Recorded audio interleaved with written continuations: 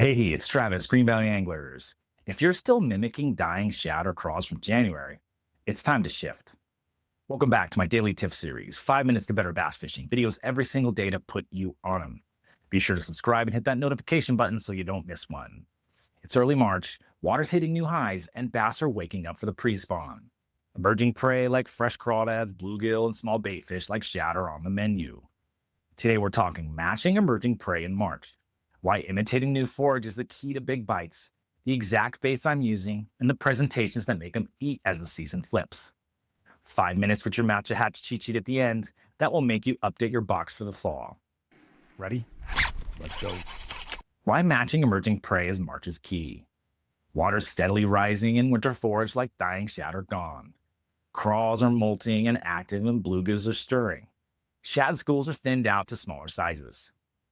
Bass metabolism is rising. They want fresh, active prey in warming shallows without wasting too much energy to get them. Matching the emerging forage, think smaller, lively, and bottom-oriented can turn staging fish into feeders. In clear water or high pressure, the right imitation slips in without spooking them. Don't get me wrong here, though. If you're hunting for giants, you can throw big baits right now. If you're looking for steady numbers and good size, this is the ticket. My emerging prey lineup right now.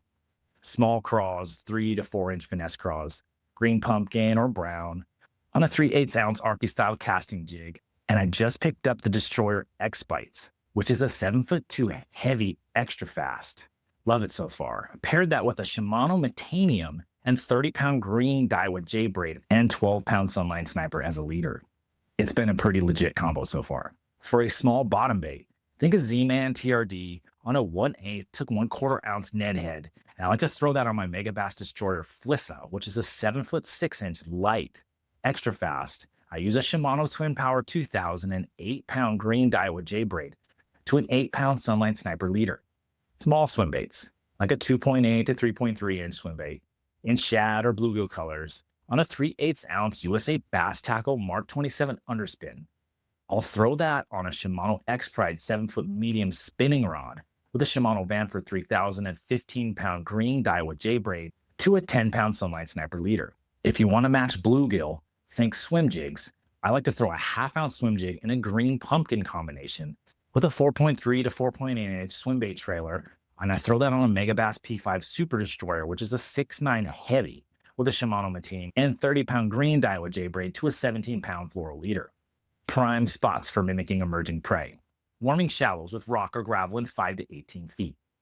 Shallow grass remnants or laydowns near drop-offs. South-facing transitions during the peak warmth of the day. Or any areas with signs of bluegill or craw activity. The mimic technique that's crushing.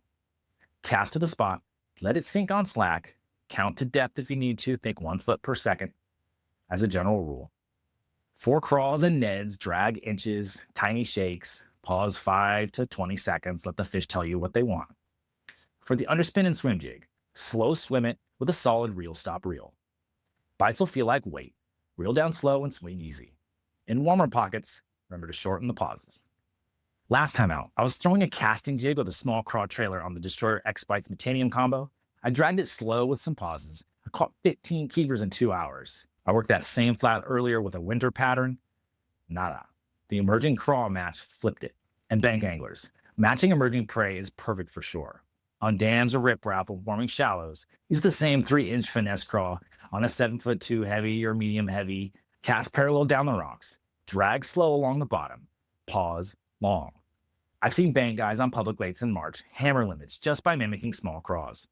The emerging prey draws them up where you can reach them. Your March emerging prey mimic cheat sheet. Prey size, 2.8 to 4 inch max. We want tiny profiles only.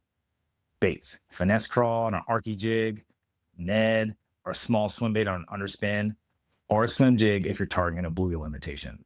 Setup is 7 foot to 7'2", medium heavy or heavy if you want to go bigger. And I've been throwing a 30-pound braid to a 12-pound fluoro leader for my jigs recently. I'll use a 7'6" light extra fast, the 2000 series reel, an 8-pound braid to an 8-pound sniper fluorocarbons for Neds. I'll use a Shimano X-Pride 7-foot medium spinning with a Vanford 3000 and 15-pound braid to a 10-pound fluoro leader for the underspins. And for your swim jigs, I like to use a 6'9" heavy fast because it's really good for accuracy on casts and yanking them out of cover. Throw that with 30-pound J-Braid to a 17-pound fluoro leader. And your retrieve for those: a slow drag, a hop, or swim. Throw in pauses 5 to 20 seconds. Good reel, stop, reel for your underspin and your swim jigs. Spots: look for warming shallows, rock, gravel, grass remnants, and 5 to 18 feet. And here's a bonus: add some scent, they'll hold on longer to the small prey. Mimic the new, catch the crew. And there you have it. Match the emerging prey and watch March ignite. Next early March day, rig the finesse crawl on the medium heavy and find a warming shallow and drag slow. When that 7/8 thumps on the pause, you'll know the mimic paid off. Drop a like if you play the Match the Hatch game too. Comment your favorite emerging prey bait and subscribe so we keep these daily pre-spawn tips coming. I appreciate you. Stay warm, match the new, tight lines, and I'll catch you on the next one.